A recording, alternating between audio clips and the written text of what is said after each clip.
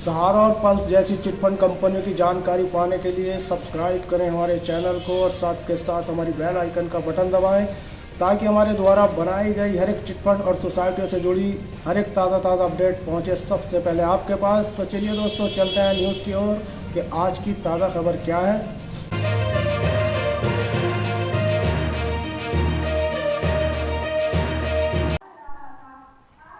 BJP विधायक संजय पाठक की कंपनियों और सहारा इंडिया के संचालकगणों के खिलाफ ईओडब्ल्यू ने शुरू की जांच। इसे एमपी ब्रेकिंग न्यूज ने प्रकाशित किया है। सहारा कंपनी ने और संजय पाठक की कंपनियों के संचालकों ने नियमों की अवहेलना करते हुए भोपाल स्थित भूमि के बेचने से प्राप्त राशि सेबी के अकाउंट में जमा करने के बजाय सहारा इंडिया रियल एस्टेट लिमिटेड, सहारा हाउसिंग इन्वेस्टमेंट कॉरपोरेशन और निजी शेल कंपनियों को जमा कर दी। भोपाल न्यूज। भाजपा विधायक संजय पाठक की कंपनियों और सहारा इंडिया के संचालक गणों के खिलाफ ईओडब्ल्यू में प्रारंभिक जांच शुरू कर दी है। यह मामला जमीन बेचकर निवेशों के पैसे निवेशकों को लौटाने की धोखाधड़ी के आरोप में दर्ज किया गया है। दरअसल जबलपुर, कटनी और भोपाल की सहारा की जमीनें बीजेपी के वरिष्ठ नेता और विधायक संजय पाठक की कंपनियों द्वारा नियम विरुद्ध खरीदने की शिकायत की गई थी, जिस पर ईओडब्ल्यू ने प्राथमिक जांच दर्ज की है।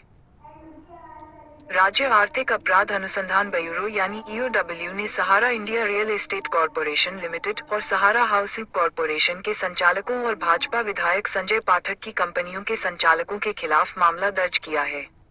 दरअसल 2014 में सर्वोच्च न्यायालय और सेबी द्वारा सहारा समूह को निवेशकों की राशि लौटाने के लिए कंपनी की संपत्ति बेचने की अनुमति दी गई थी। सर्वोच्च न्यायालय ने यह निर्देश दिए थे कि जमीन बेचने से प्राप्त राशि को बांद्रा मुंबई के सेबी स्थित अकाउंट में जमा कराया जाए ताकि उस पैसे को गरीब निवेशकों को वापस लौटाया जा सके। इस तरह बेची गई जमीनें। इसी आदेश के आधार पर भोपाल में मैक्सी स्थित लगभग 110 एकड़ जमीन 48 करोड़ रुपए में सिनाप रियल एस्टेट प्राइवेट लिमिटेड को, जबलपुर की 100 एकड़ जमीन 20 करोड़ रुपए में नायसा देव बिल्ड प्राइवेट लिमिटेड और कटनी में लगभग 100 एकड़ जमीन 20 करोड़ रुपए में नायसा देव बिल्ड प्राइवेट लिमिटेड को बेची गई। इस तरह सहारा इंडिया की लगभग 310 एकड़ जमीन को लगभग 90 करोड़ रुपए में बेच दिया गया, जबकि केवल भोपाल के मैक्सी में स्थित 110 एकड़ भूमि को स्वयं सहारा कंपनी ने 2014 में सर्वोच्च न्यायालय के समक्ष 125 करोड़ रुपए का बताया था।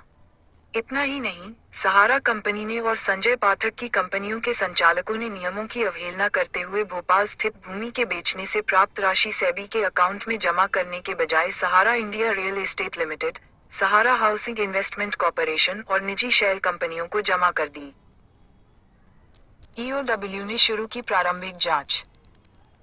ईओडब्ल्यू ने इसी मामले में सर्वोच्च न्यायालय के आदेश अनुसार विक्रय की राशि सेबी के खाते में जमा न करने और आंतरिक रूप से उपयोग करने के कारण आशुतोष दीक्षित की शिकायत पर में सिनाप रियल एस्टेट प्राइवेट लिमिटेड को जबलपुर में नायसा देव बिल्ड प्राइवेट लिमिटेड, सहारा इंडिया रियल एस्टेट कॉरपोरेशन, सहारा हाउसिंग कॉरपोरेशन इन्वेस्टमेंट समूह के अधिकारी कर्मचारी, सहारा ग्रुप द्वारा बिक्री हेतु अधिकृत की गई विभिन्न विक्रेता कंपनियों एवं संबंधित राजस्व अधिकारी गण एवं अन्य के विरुद्ध ईओडब्ल्यू में प्रारंभिक जांच शुरू कर दी है। अतुल सक्सेना।